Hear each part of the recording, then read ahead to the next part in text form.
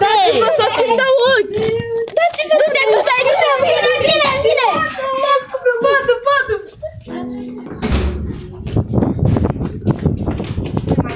Da. Doamna, puteți să puneți mâna la o, vă rog de suflet. Vă rog. Uite, închid.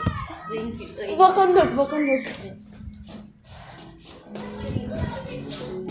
Suflet de poveste, cât ai pătimit, cum ai trecut peste, cine te-a rănit, cum ai căzut în rece, cu ochii altul nu te vede.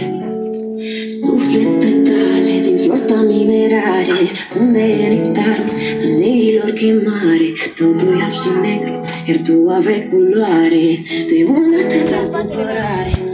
E de la tela, e de la inimile care s-au oprit un timp, să timp tăcerea. E de la tela, de la sărutorile omului duci ca mierea. E de la tela, e de la inimile care s-au oprit un timp, să timp tăcerea. E de la tela, de la sărutorile omului duci ca mierea.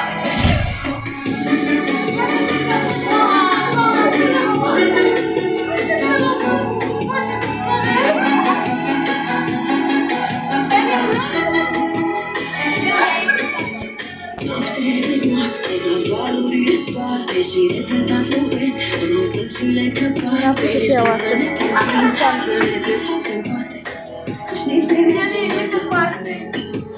Noaptele de noapte, tot cerul e la fel, și noi ca două stele, și nu din el. Timp se pură, se nici apoi se cere, nu se mai frâng, nu se mai tem. E de la tela, e de la inimile care s-au oprit un timp, să timp tăcerea. A început să plângă! Doamna, adică vedeți!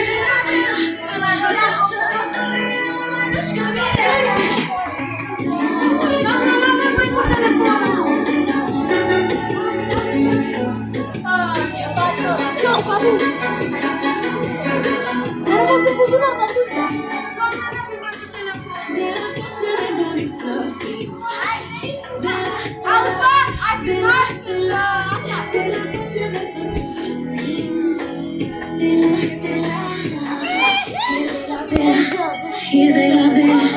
E de la inimile care s-au oprit un timp, să timp tăcerea. E de la sărutorile omului duci ca mierea. E de la